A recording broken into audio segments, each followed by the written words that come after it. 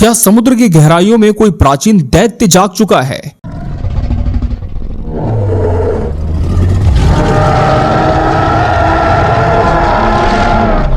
क्या ये वही लिव्यथान है जिसका जिक्र हजारों साल पुरानी पवित्र किताबों में किया गया है? या ये कोई समुद्री शक्ति है जो अब बाहर आ रही है? या फिर ये केवल विज्ञान से जुड़ी घटनाएं हैं जिन्हें हम अब तक समझ नहीं पाए?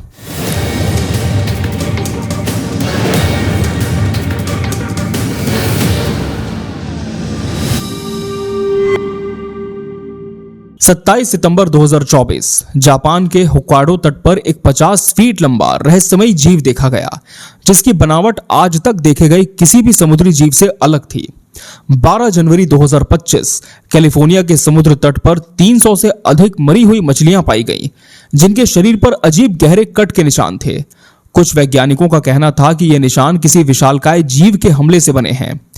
3 फरवरी 2025 ऑस्ट्रेलिया के क्वींसलैंड समुद्र तट पर ओवरफिश, जिसे सुनामी फिश भी कहा जाता है, यह देखी गई।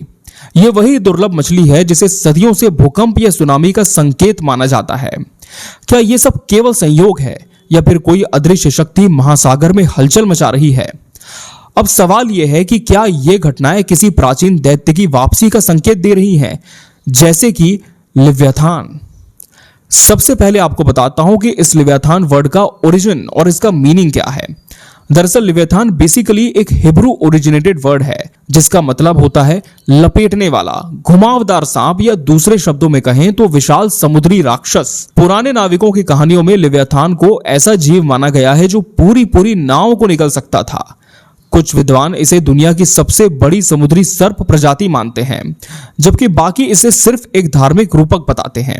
और सबसे पहले यह नाम बाइबल के हिब्रू ग्रंथ तानख में आया था। अब यहां मैं आपको लिव्यथान के कुछ बाइबिकल रेफरेंसेस बताता हूं। अय्यूब ग्रंथ यानी कि जॉब 41:1 से 34 में लिखा है, लिव्यथान इतना शक्तिशाली है कि उसे कोई हथियार मार नहीं सकता। उसकी सांस से आग निकलती है और उसका पूरा शरीर लोहे की तरह मजबूत है। भजन संहिता यानी साम 74 का 14, परमेश्वर ने लिव्यथान के सिर को तोड़ा और उसे रेगिस्तान के जीवों को खिला दिया। यशायाह 27 का 1, प्रभु अपनी शक्तिशाली तलवार से उस समुद्री दैत्य को मार गिराएगा। बाइबल के अलावा दूसरी रिलीजियस बुक्स में भी लिव्यथान का जिक्र मिलता है। जैसे यहूदी ग्रंथों में इसे एक प्राचीन समुद्री दानव माना गया है जो दुनिया के अंत में एक बार फिर जिंदा होगा। ईसाई धर्म में इसे शैतान या अराजकता के प्रतीक के रूप में देखा गया है। वहीं इस्लामी मान्यता में इसे बाहुमत जैसे विशाल समुद्री जीवों से जोड़ा गया है।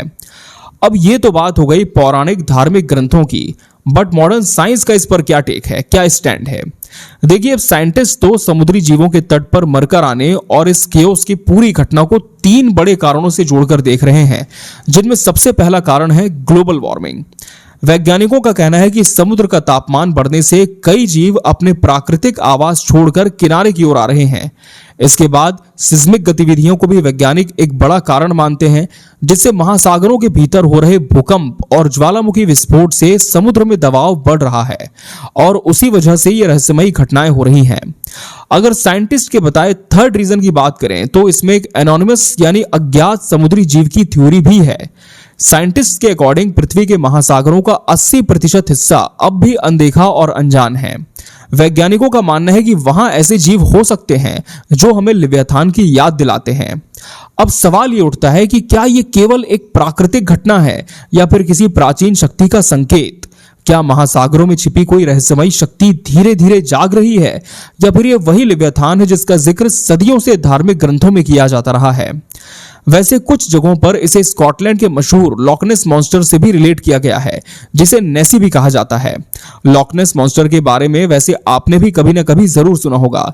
इस पर एक डिटेल वीडियो इस पार्ट में हम कवर करेंगे। तो आपको क्या लगता है, क्या लिव्यथान सिर्फ एक मिथक है या हकीकत? क्या इन घटनाओं के पीछे कोई प्राकृतिक कारण है या फिर महासागरों में कुछ अदृश्य और कुछ रहस्यमयी हो रहा है? कमेंट में अपनी राय दीजिए।